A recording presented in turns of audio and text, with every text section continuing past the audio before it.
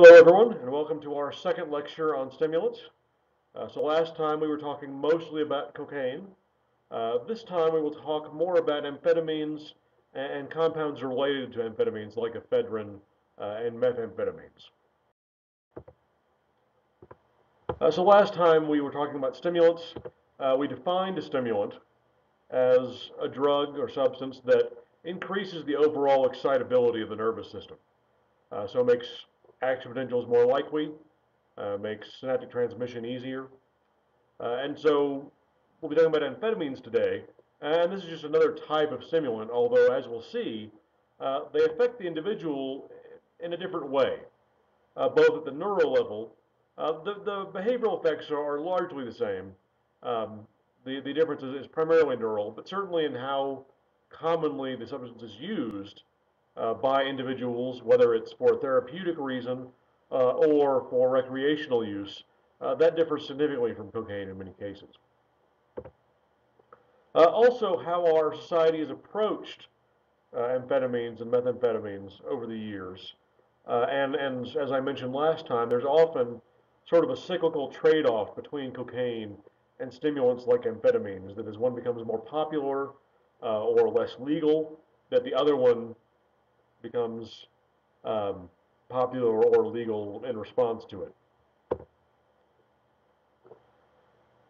So today we're going to look at amphetamines, and I'm going to combine this with methamphetamines and things like ephedrine. So we'll learn about their history. Their history is shorter for the most part. Ephedrine is a naturally occurring substance, but is not nearly as commonly abused as cocaine is. But most amphetamines and methamphetamines are synthetic. So why are amphetamines used? As with many of our drugs, they were used for particular purposes, even therapeutic purposes, before they became drugs of abuse. But of course, drugs of abuse, in many cases, have risks, and amphetamines certainly qualify in that category. So amphetamines have significant downsides, and we'll talk about those as well. Okay, before getting into this week's content, I'd like to talk about last week's discussion questions. In the interest of time, I moved the discussion questions to this lecture just to balance out the length a little bit. So one of the questions was about pharmaceuticals and pharmaceutical companies and intellectual property, which of course is the company's right to exclusively manufacture product in the case of patent. And one big issue here is how long should these things last? So how long should a patent provide exclusivity to a company? Now, of course, if the answer is no time at all, well, then the company isn't going to make much money. Competitors will jump in and make the drug themselves, which doesn't give companies much incentive to develop new drugs. And of course, there are still a lot of diseases and disorders out there that could use drug development. And so we don't want to get rid of drug development. On the other side of that coin, if you grant an indefinite patent, well, then we get into an economic issue because what happens is a company can then maintain a monopoly on the drug and they can charge sort of whatever they want uh, in perpetuity. And so the reason that patents run out, especially for things like pharmaceuticals, is so that other companies can then make generic versions of the drug, and those tend to be cheaper. So we have to balance the financial incentives for companies to develop drugs. You have to let them make enough money that it's worth it for them, uh, and balance that against the rights and interests of the consumer.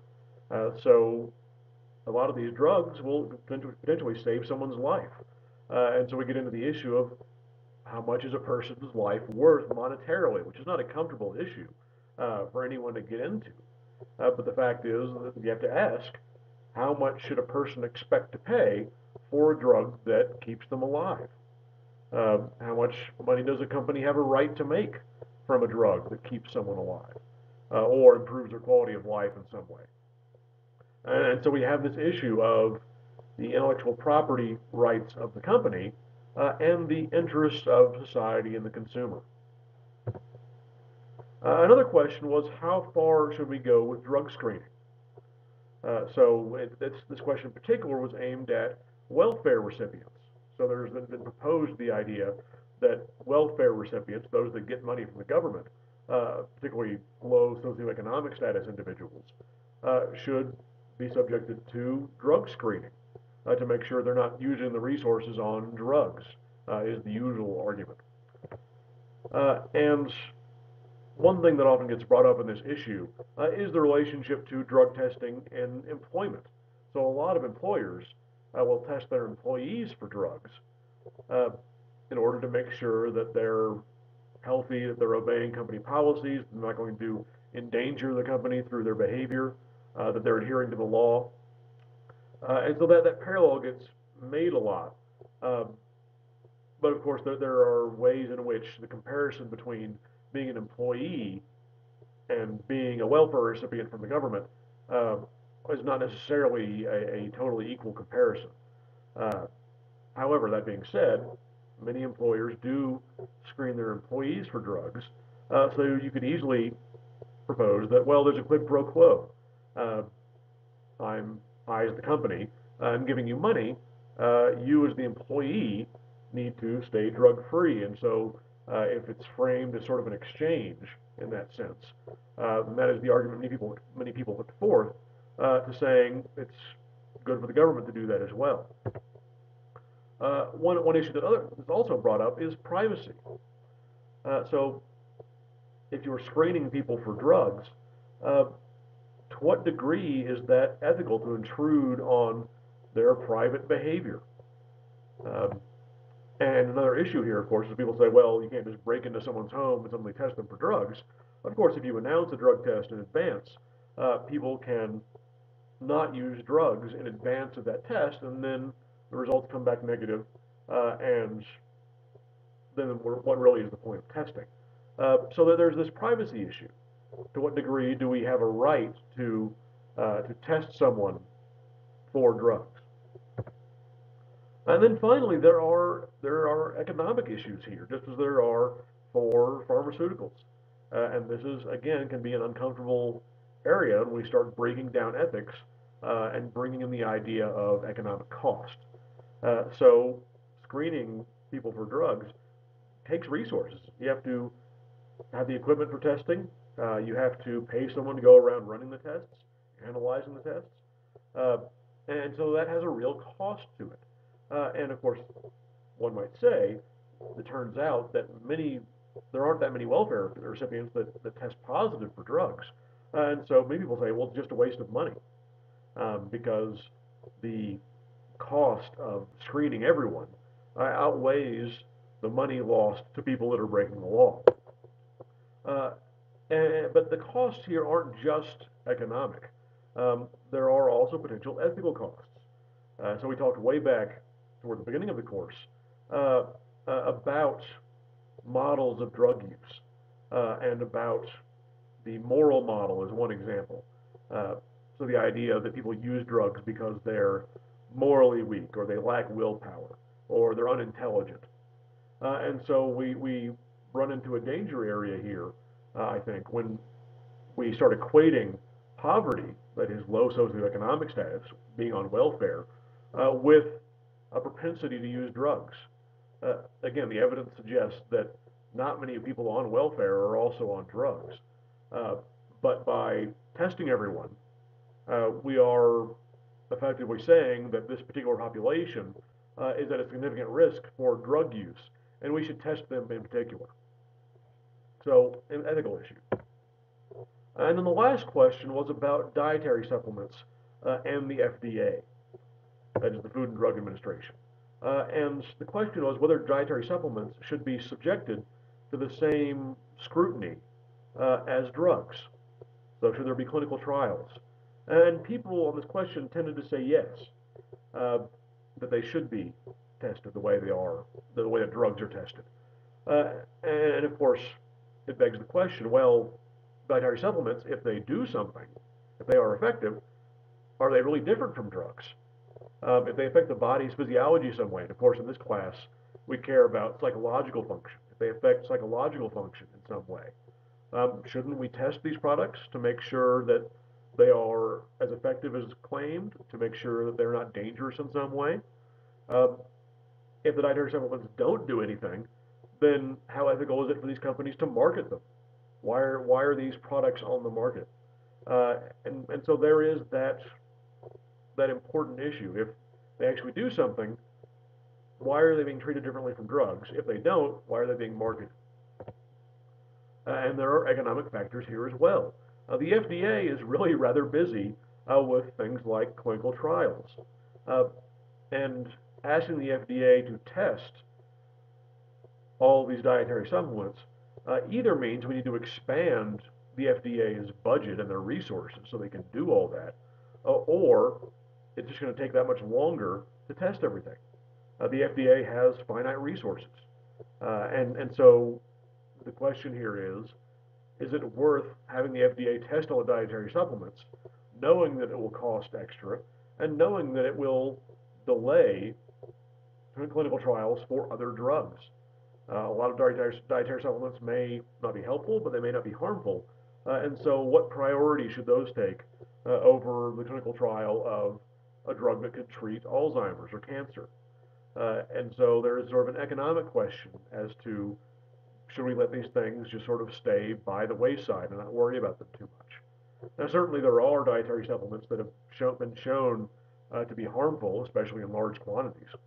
But the economic factors are not inconsiderable when it comes to these dietary supplements and what the FDA should do about them. Uh, so, as always, a good discussion. This was obviously the first week where you answered the questions as part of a discussion group. So you will keep those same groups for the next couple of weeks. And I will announce through Blackboard when the next group assignments come up. Okay, moving on to amphetamines. So amphetamines, for the most part, are not naturally occurring. They're synthesized. There is a plant called, in Chinese, ma huang, from the genus Ephedra. And so that's the scientific classification of the plant. And of course, from ephedra, we get the active ingredient, which is ephedrine. Historically, in Chinese traditional medicine, this was used for respiratory disorders, so things like bronchitis and asthma. And we'll understand why that is later when we look at the effects. Um, it is a sympathomimetic. What does that mean? It means it mimics, that's the mimetic part, it imitates endogenous stimulators of the sympathetic nervous system. So in this case, it's norepinephrine, which we talked about last time in our unit on cocaine. So norepinephrine stimulates the sympathetic nervous system, gets the body ready for action. So what does it do? It does things like increase heart rate. It also opens up the airways, so it gets you ready to run or to fight, to engage in something physically strenuous. So for that, you're going to need more oxygen, and so it opens up the lungs. And so that's why the ancient Chinese discovered that this ephedrine, in the form of ephedra, the plant, had an effect on respiration. Now, when we come to amphetamine, it was first actually synthesized in the late 1800s, but the person who synthesized it didn't really know what he had. It wasn't until the 1920s that it was synthesized again, and then its stimulant properties were discovered. And so it was used in World War II as a stimulant. As we'll see, the effects are very similar to cocaine, and in this case, the most important one was alertness. It increased the alertness of the individual, the soldier, and also decreased, prolonged the onset of fatigue. It also has an effect on mood, and it's been written by some individuals that were in the army at the time that amphetamines were actually used more for their effect on mood than for their effect on wakefulness, especially when soldiers were placed in stressful situations like combat, that they would use amphetamines as much for their psychological effects as for their their effects on alertness and their effects on physical fatigue. Of course, after the amphetamines, we have the onset of the rise of methamphetamines, which are also synthetic, and these became popular in the 60s, uh, as did amphetamines. So I'll use chemically they're different, and we'll go over the chemical differences, but they have a lot of commonality. There's a lot of overlap in terms of what they do, their effects, and how they're used. Most of the statements I'll make here cover both amphetamines and methamphetamines. Uh, in the 1960s, amphetamines were available because of World War II, because their stimulant properties had been discovered, and also methamphetamines were developed for use in hospitals for their effects on respiration. These eventually became popular among IV drug users in the drug scene of the 1960s. And use was on the rise until regulations were tightened in 1965. And this is something that we talked about last week in our unit on drug regulation, that we had a number of regulations in the early 1900s that were really about cocaine and opioids, so these natural products. We just started synthesizing artificial drugs, and now there's a sort of gap, and now we have these new synthetic drugs that we don't have any laws for. And so in the 60s, the government recognized that new drugs were starting to come on the market, new drugs were starting to be abused, and so they needed new laws to regulate those new drugs. And so methamphetamines and amphetamines were caught up in this regulation of the mid-60s.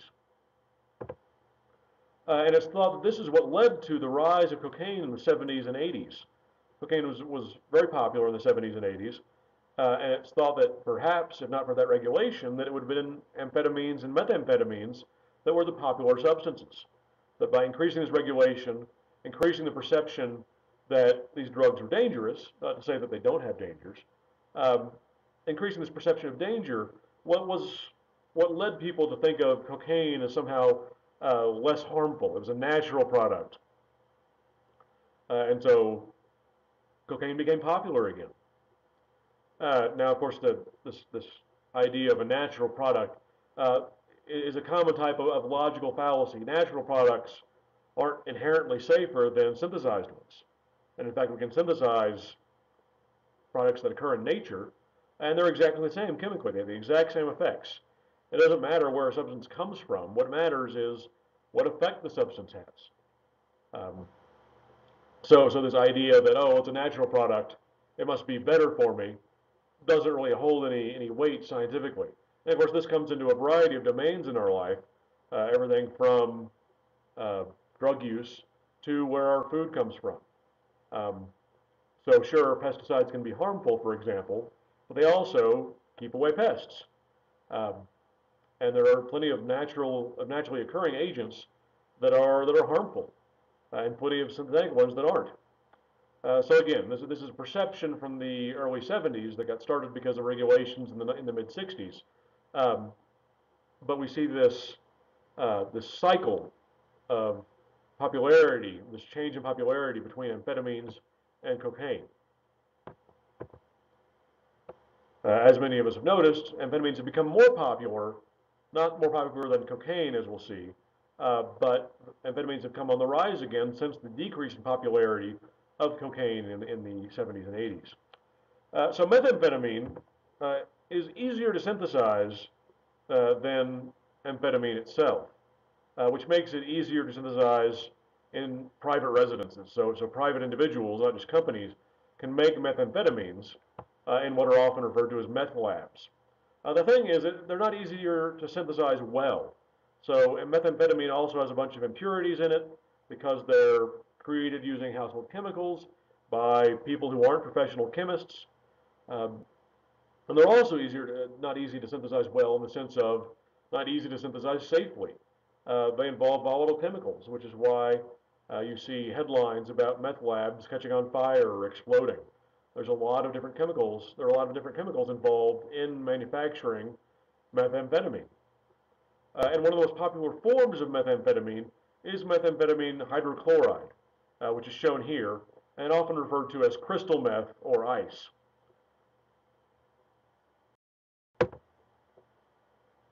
So let's compare the chemical structure of amphetamines to some of the endogenous neurotransmitters of the body.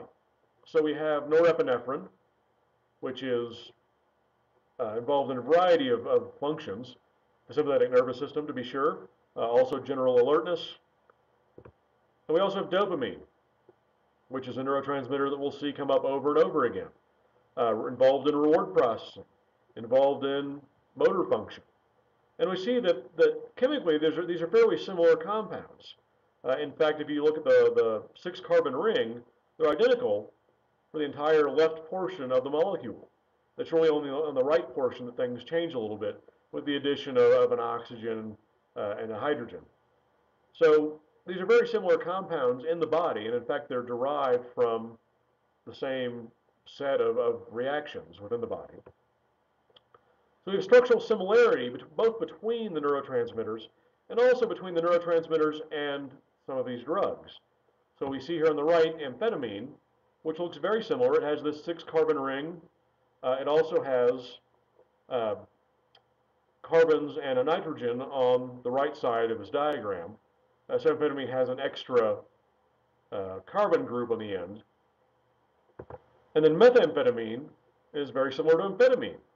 In fact, the only difference is the addition of a methyl group, that is a carbon with three hydrogens, where in amphetamine there's just a hydrogen atom.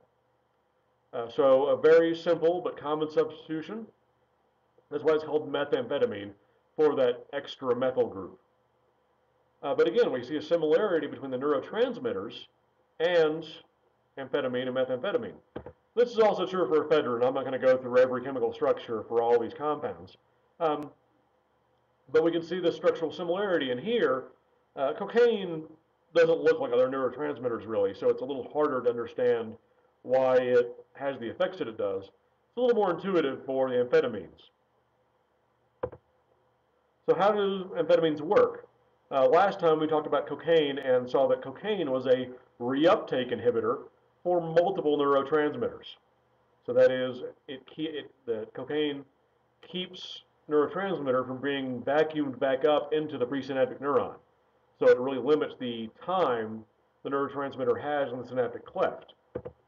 Amphetamines have a similar effect to that of cocaine, but they act in a different way. Their mechanism of action is different. So what they do is they stimulate the release of more neurotransmitter. So it's not that they're preventing neurotransmitter from being taken back up, it's they're releasing more of it in the first place. Also, there are enzymes in the synaptic cleft that break down neurotransmitter. And another thing that amphetamines do is they inhibit that breakdown. So again, a different way of working than cocaine, but the point is that in both cases, you end up with more neurotransmitter out in the synaptic cleft for longer. So you can get more stimulation of that postsynaptic neuron, and that's what makes it a stimulant. Okay. Again, here I'm using amphetamines and methamphetamines in sort of one big group. So what do? Well, in the short term, they increase alertness and energy level just like cocaine does.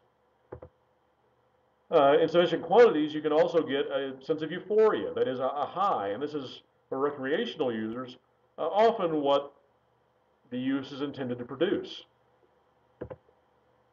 In sufficient quantities, you can also get paranoia even in the short term, just like you can with cocaine, although paranoia in both cases is more common for long-term use. You can get it in short-term use. For chronic effects, you have, again, very similar effects to those of cocaine. You have potential dependence, which took us a long time to figure out because there aren't obvious withdrawal symptoms. But you do have the development of tolerance, so the individual has to take more of the drug or take it more often in order to get the same effect. Again, you have the possibility of stimulant psychosis, and this is thought to be moderated by the dopamine system. So you have an increase in dopamine levels, and you have the possibility of the appearance of psychotic symptoms, so a dissociation from reality. And this often goes hand in hand with paranoia. One question that was sparked by the development of amphetamines is, do they cognitively enhance an individual? So if they make you more alert and they help increase someone's attention, they can focus better. So does this make people smarter? Uh, and the answer is not really. Uh, it increases attention, and it does make people quicker at accomplishing simple tasks. But it doesn't increase their reasoning skills, doesn't increase their access to information through memory. So complex tasks, so this diagram here shows us the difference between the effects of dosages of methamphetamine on simple tasks versus complex ones. So higher and higher doses of methamphetamine make you quicker at simple tasks, but they also make you less accurate at complex ones. So are these cognitive enhancers? Not really. But this will lead into one of our discussion questions for this week.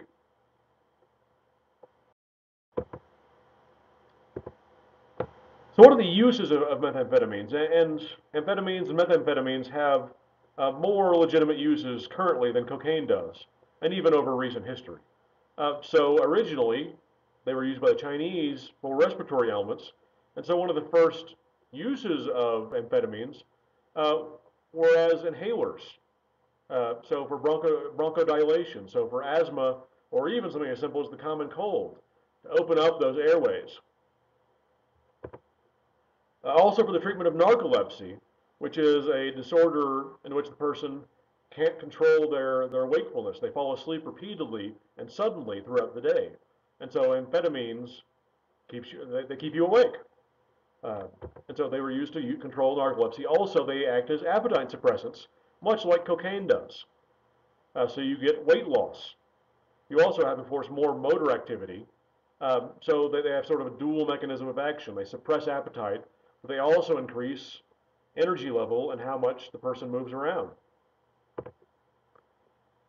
They also have these stimulant properties, so they counteract some effects of depression. They're not really commonly used to treat depression anymore, but for a while they were used to treat depression because they treat some of the symptoms. Uh, Individuals with depression often have low energy levels. They often sleep more than the average individual does. So amphetamines increase wakefulness, increase alertness, increase locomotor activity and energy level. But to a certain degree, they're treating sort of the downstream behavioral symptoms and not what we think of as the more important symptoms of depression, which are the psychological ones. Most commonly now, and most controversially, they're used to treat attention deficit disorders. So ADD and ADHD, which is the hyperactive version of the disorder. And here it's a little mysterious currently why a stimulant is effective at promoting attention and focus and helping with hyperactivity. Seems like a stimulant ought to make those problems worse, ought to make the person more distractible. So we don't really know how this works exactly, but it does. Um, and the question, of course, is there are questions about how many diagnoses are currently made for ADD and ADHD, whether these are actual psychological disorders, or whether these are just individuals that are somewhere on a spectrum in terms of their use of attention. And to what degree should we medicate these individuals? They seem to help with scholastic performance. They're also, for that same reason, possible drugs of abuse, or misuse at least, for individuals that are otherwise healthy. They've been used historically as sort of aids in studying. People will take amphetamines to study. Again, not in the sense of cognitive enhancement relative to a normal level of performance, but they promote wakefulness. You can study for longer. You have more energy level. They don't actually make you smarter, but they can help with wakefulness and alertness. Okay, so how are amphetamines used, and what are the current laws regarding amphetamines? So as with cocaine, there are multiple routes of administration. They can be snorted, insufflated. They can be smoked and inhaled, especially with crystal meth. They can be used intravenously. Uh, and all these, of course, don't affect what the drug looks like in terms of its structure, but they do affect the time course. Amphetamines are also commonly ingested, of course, orally, and that has the slowest time course of effect, whereas smoking or using it intravenously has a very quick onset of effect. Now, the public perception, of course, for a long time, methamphetamines especially weren't really on the public's radar. It's only in fairly recent times, the last 20 years, the public's been aware of methamphetamine use as a drug use problem. Um, and there are a variety of campaigns designed to discourage amphetamine, and particularly methamphetamine use. For example, ads that show before and after pictures, and ads that talk about meth mouth, which is um, the loss of oral hygiene. So you have tooth loss and gum disease. Uh, and the fact is, a lot of these effects are exaggerated. And as with the campaigns about crack babies in the 80s and 90s, it's hard to tease out whether whether these symptoms are really caused by drug use itself or caused by the socioeconomic status that surrounds drug users. Not to say that none of these symptoms are the result of drug use, but in many cases they are exaggerated. And of course, a lot of these symptoms occur after dependence has begun, and not everyone becomes dependent on these substances. One other thing is that uh, if you ask the average person, they're probably far more aware of anti-methamphetamine campaigns than cocaine campaigns. And the fact is that cocaine is still far more popular than amphetamines or methamphetamines go as far as drugs of abuse. And that may surprise many of you, given, again, the amount of campaigning we see about methamphetamine use. Uh, so, and again, this speaks to a question we had about the media a few weeks ago, about how beholden the media are to accuracy, and to what degree is any decrease in drug abuse justifiable? Do the ends justify the means? When there are credibility issues, and we've already gone over this territory, but this is another example of how the media affects public perception and how it affects our perception of which drugs are popular, what their effects are. So that though amphetamines and methamphetamines, like cocaine, are regulated as Schedule II substances. So they have some medical applications, as we just talked about. Amphetamines tend to have more medical applications. Methamphetamines aren't used nearly as much medically as amphetamines are, but they're both Schedule II because they do have a relatively high potential for abuse. One interesting thing, though, is that the actual precursors of methamphetamines are regulated as well. So if you've found in the recent years that you don't have access to certain things like cough suppressants or cold medications, it's usually because they contain the ingredient pseudoephedrine, which is one of the easiest chemicals to turn into methamphetamine. So you can still get them over the counter, that is without a prescription, but you have to often provide ID, and there are limits on how much you can get at once. Obviously, if you have someone looking to cheaply turn uh, pseudoephedrine into methamphetamine, they're going to want to produce vast quantities of it to make it economically feasible. Whereas someone who has a cold probably just wants one box. So there are limits on how much you can purchase at one time, uh, and they track the identities of people buying quantities of pseudoephedrine for those reasons. Okay, so that'll do it for our unit on stimulants. Next time we will start looking at depressants and inhalants. So we'll look at the history of depressants and inhalants and how the synthetic ones were developed. We'll look at how they work. And there are many commonalities between the mechanisms of actions for depressants. And as always, we'll talk about what they are used for, both medically and recreationally, and what the risks are, especially the risks of long-term use. And I will see you next week.